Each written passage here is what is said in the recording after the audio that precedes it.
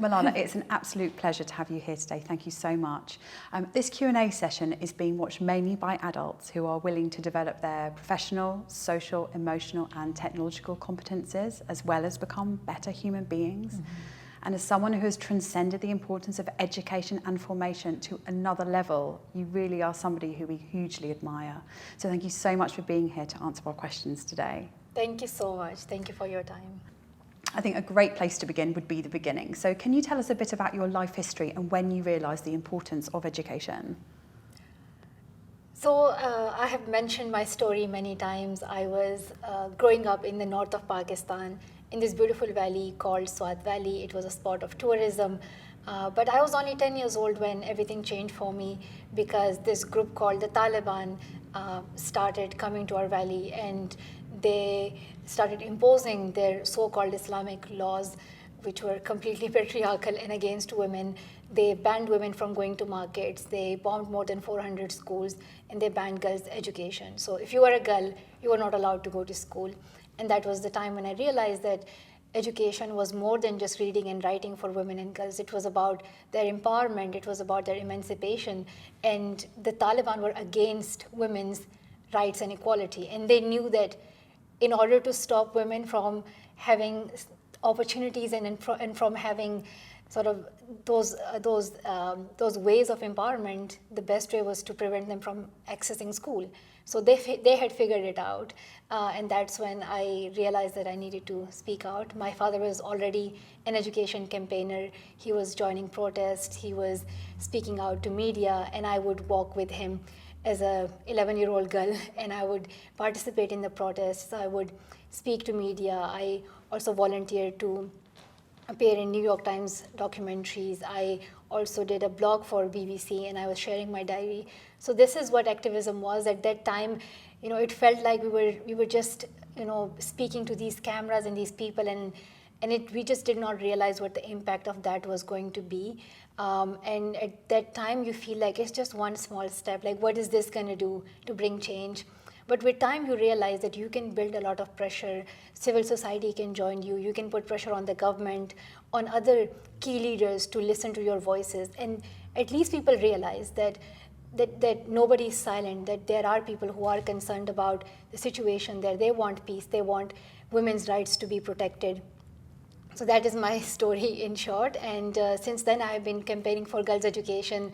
And you know, everybody knows that then I was attacked at age 15. And I was brought for treatment to the UK.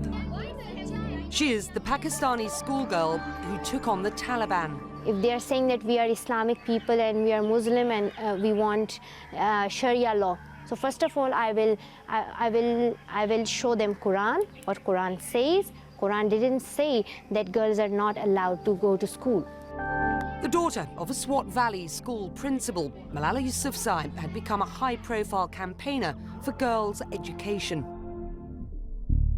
For that, on October the 9th, 2012, she was targeted by the Taliban, shot in the head on her way home from school with friends. When we saw the gun, we started screaming, Kainat says. He asked, "Who's Malala?" I don't think anyone told him, but he recognized Malala and started shooting. The 14-year-old activist was evacuated to the United Kingdom, and as she battled to survive her injuries, the attempt on her life was widely condemned. Rallies and vigils were held around the world. Malala is near and dear. And people joined her in speaking out. She's a role model for every girl in this world. She was very confident. She was a very brave girl, and we all pray for her. And I think we as a nation are very proud of her. Malala had become a global icon. And to honour her cause, the United Nations declared November the 10th Malala Day. I am adding my voice to the messages from over 1 million people across the globe. Education is a fundamental human right. It is a pathway to development, tolerance, and global citizenship. A right that Malala continued to exercise, even from her hospital bed. She told me on phone that please bring me my books of class 9 and I will attempt my examination in Swat, board examination. The schoolgirl still faces many months of recovery in the UK, but her voice has been heard and continues to echo. I want to spend my life serving people. I will be a social activist till my death, and I want to be a politician in future.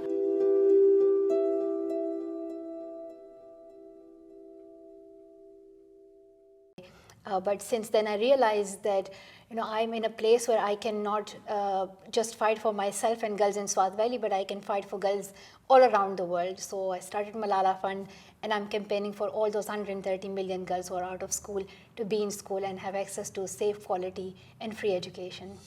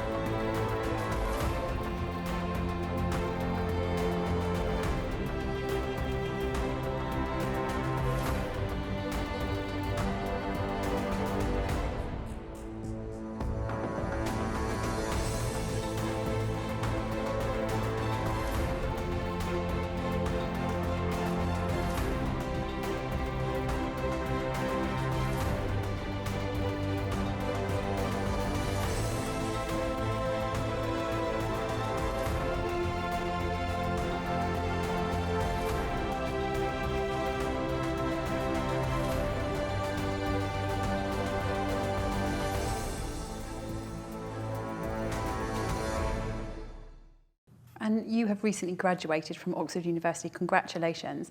Tell us about your academic experience at the university and how that impacted on your life and how it's transformed you as a person. So while I am campaigning and fighting for girls' right to education, I was also receiving my education, which I just completed last year in the time of a pandemic. And I'm the first year of 2020 COVID, the COVID graduates. So I received that title as well. It was such a great experience to be in university, and it was for the first time that I was living on my own without my family, just as everybody else. I was really excited, trying to explore making friends and just enjoying a social life. And they say that, when you are studying in Oxford, you have to decide between having a social life, studying, or sleep. You can't have all three. You have to pick two. And I was like, I couldn't even have one of these, so I just picked the social life. I was not having enough sleep or studies, but it was important, when you realize that you don't just learn from lectures and books, but you also learn from the people around you, from your professors to your friends. And I just learned so much in those 3 years. It was sort of a difficult ending because we were graduating in COVID times, and I had to take my exams at home, and I graduated at home. But this was the case for, hundreds and thousands of students. But I am so grateful that I had the opportunity to study there, and I was studying in this beautiful college called Lady Margaret Hall, and it was the first women's college in Oxford, and it was started in the late 1800s, and before that, there was no college for women. And it just shocks you that it was just 100 or so years ago that women were not allowed to be in college. And then even when they were in college, they were getting the education, but their degrees were not acknowledged. They were not given the degrees. They were not able to sort of claim that they have been graduated. And it was much later that they were able to study normally. Just the simple right of studying and graduating, which we take for granted now, that was not the case for women just 100 years ago. So it's really important to then appreciate the struggle of women a few decades and centuries ago, that they have fought for us. Now that we are in this place, we can study. They have done incredible work for us to be in this place. And when you're choosing a major, it's a complex decision, isn't it? When you're choosing what subject to study, if you have the opportunity to do so. Can you talk me through the process of how you decided to study philosophy, politics and economics at Oxford? So I think in the US and in other countries, you can do minors and then you can do majors, and some universities are very flexible with allowing you to explore multiple topics and courses. In the UK, you have to pick your degree, so you can't study everything else. So I wanted to do PPE, which is Philosophy, Politics and Economics, because that's like one of those classic degrees that Oxford offers, and I really like the subject as well. I enjoy philosophy. I was already interested in it. I love studying economics, especially macroeconomics, learning about unemployment, inflation, and how do we keep the economy going. And politics, yeah, of course, it's another interesting topic. So these were like my favorite topics. And then I loved science, but I just could not imagine myself, studying science at university level. So yeah, this was the degree that I picked, and I graduated with that. Congratulations. Thank you so much. It's the icing on the cake of already a lifetime of achievement. You've achieved so much at such a young age. You got your Nobel Peace Prize at 17. How do you cope with the pressure, both what society puts on you, but also the inward pressure that you must put on yourself? There is pressure from society, and it could be pressure on you for some good things, that you feel like you should act in a good way, you should do good stuff, but also it could be a negative influence as well. You could be asking too much from yourself, you could be a bit more sensitive to what you see on social media. My approach is that you should take care of yourself and follow what your gut instincts tell you. But I do have that internal pressure, the pressure that you have within you, because you have made a commitment to yourself that you want to play your role in creating a world where all girls can have access to education. And I always think about the moment when I did not have that opportunity to be in school. And at that time, I wanted the world to speak for me, right? You question the world, why is nobody speaking? Does anyone not care about the fact that girls can't have access to school? And that's when you realize that, that when you are in a better position, when you have the privileges and when you have the opportunities where you can do something for others, why not do that? Because there could be someone in exactly the same place as you were. So I think about those hundreds and thousands of Malalas out there who need a voice. So there is that pressure, but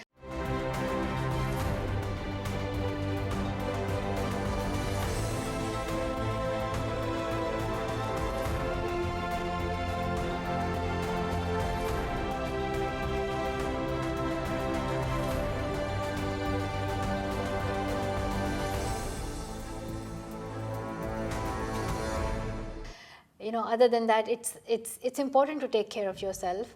But yeah, there are times when there's a lot of work to do, and I was still a student while I was traveling, and I was doing my advocacy meetings. I was meeting world leaders and asking them to increase their finance for education, and I was making trips around the world, going to Nigeria and Iraq, and then the next morning I would be there in my classroom, studying something about, cells in biology or something in chemistry, including on the day when I won the Nobel Peace Prize.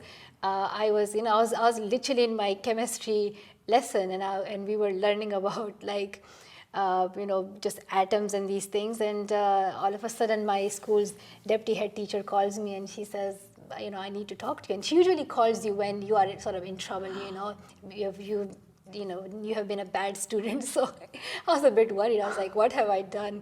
And when she said that, Malala, you have won the Nobel Peace Prize, I was in a complete shock, what has happened. But as soon as, they called the school assembly, and I gave, I said a few words and told them how important education is. Soon after that, I went back to my class. I was like, I'm not going to leave school right now. I'm not going to go for any press conference or anything, because the award is for education, right? So I need to complete my education for the day. And when I finish school, then I can go and, handle media and give a statement and whatever I'm supposed to do. So I finished my day, and I went back to my physics class. So that's, so it was important for me to be a student, to be a girl of my age, and to, and to remember that, I should be like a student. I should, finish my school day, and live the life that people my age are living. What are the main changes that access to education brings to a person's life? Education can actually transform an individual's life. And when it comes to a girl's life, the impact of education is enormous, especially if you're living in a patriarchal society where you face misogyny, where opportunities are limited to you just because of your gender. Education provides you with the tools and with the means through which you can have access to opportunities which you otherwise may not get, simply because you are a girl, simply because you are a woman.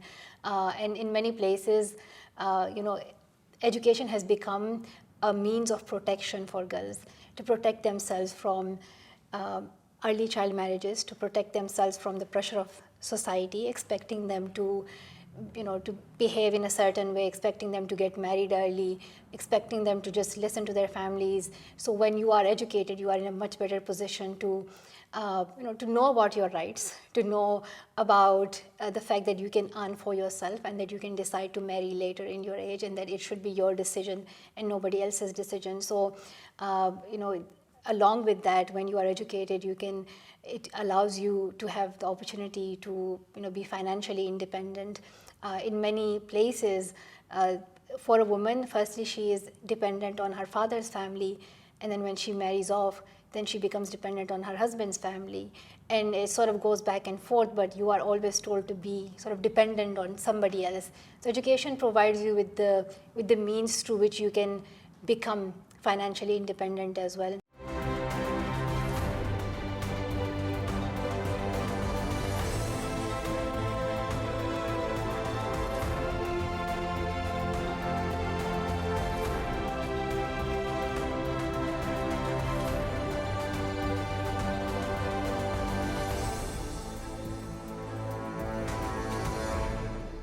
But these are just like individual level advantages that education brings. Education also has benefits for the communities, because when a woman is educated, she can look after herself but also her children, so we can have a healthy society. If a woman is educated, she has a job, and that allows her to then marry later, and then have sort of a more well-planned family, and to have less kids, which helps her, which helps our family, and sort of which helps our economy as well. We can continue in a more sustainable way for our future. And along with that, when women are in the workforce, that brings more jobs, that adds, that brings more money into the economy. We have done studies that shows that if you invest in the education of girls, it adds up to $30 trillion to the world economy. So there are economic, there are social, there are political advantages when you educate a girl. I mean, the Malala Fund's Full Force research in 2018 points out exactly that, not only social but economic gains when we talk about gender equity in the labour market. In your opinion, how can education help achieve greater equal rights at work, and what impact does this have on society? So we already know that, if a woman already has limitations in society, she has to go through many more barriers than, if she were a man, right? If these are like two completely different paths that these two individuals have, and just because your gender is different, you're going to have more struggle on your way. So education is something that allows women to be in a place where she can have access to so many opportunities which otherwise she would not get. So I always think about the life of a girl if she does not have access to education. And as I mentioned earlier, like for many girls, when they're not educated, firstly, they may not even know that they have equal rights, because society has told them that they do not have equal rights, that just because of their physical appearance or just because of some social norms, that they are weaker, that they're not capable of making decisions for themselves, that it is the man who has to decide what is good for her. So with education comes awareness, and I think that's the first step towards equality. Then with education also comes opportunities, and that that allows a woman to be in a place where she can be in a slightly better position to have access to the opportunities that she wants. Like, we do know that education does not address all the issues. It's not that, a woman receives a degree and then all of a sudden she's getting equal pay and she can have access to any job and she's not discriminated anymore. There are still barriers in society. There are still these sort of conscious and unconscious biases that we have, and we know that structurally, currently, the society is patriarchal in many places. Our institutions are patriarchal. In many places, in many companies, whether it's individuals or some algorithm making decision, we know that it shows bias sort of towards men and against women. So there are still things that need to be fixed, and in that we need more deliberate actions, and we need to sort of deliberately change those things. But education is one of the key ways towards ensuring that that women are in a better position. Okay, and social inequalities mean that not everyone has access to the same types of jobs. So not everyone can become a scientist or a teacher or go into a world-changing profession. What role does access to education have in balancing these opportunities, in creating more of these world-changing jobs for women, for girls? I think, firstly, it should be the choice of a woman and a girl, what they want to do in their life. But we need to recognize the role that that social norms and that what we see around us play in making us decide what we want, right? For example, when I'm a girl in school and I see that I'm told that it's only a girl is only supposed to be a nurse, a teacher, a doctor, that's it. She cannot be a scientist. She cannot be the prime minister of a country because those are like sort of so-called men's jobs, or she cannot be in the army. She cannot be, driving a tank, or, how we have these stereotypes. So I think, it's challenging those social norms is important. And I think in that we need role models. We need examples of women. So I think, I personally really appreciate all that women have done for us in the past, who have become like the first, the first woman to go to space, and the first woman to put her step on moon, and the first woman to become a scientist, the first woman to be the prime minister of a country. And still, we still have those lists. We still hear she's the first woman to become the CEO of a multinational company. And I think we need more and more sort of role models like that. So, and we need to hear this more. So it is no longer a news to us. It's no longer a thing that, okay, it's the first woman to become a billionaire or something, that we normalize these, this world where there is equality and it's no longer a news.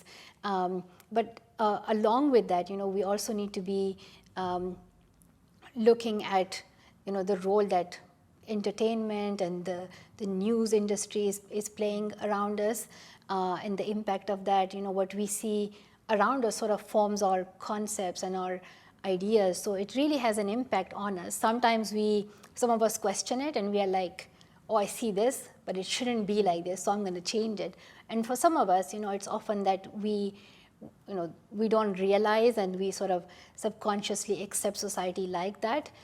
So I think it's, for me personally, it's important that we break some of these rules and see and try to be more ambitious in creating a world where there is equality, but I think role models, examples that play a key role, and sharing your stories play a key role. So women need to hear more about women.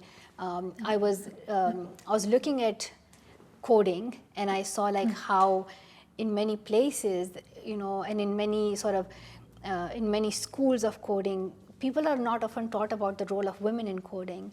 And if you see like how when you look back at history, and you know that yes, women have been part of coding and women have been part of the computer science, but their role was never recognized. It was never appreciated. So we also need to sort of look back at history and see how the stories have been told to us, because it's not that women didn't exist and they weren't taking any interest. Regardless, despite the fact that they had these barriers, they still made it to that place, and they played a key role in all industries, including coding and technology and many others.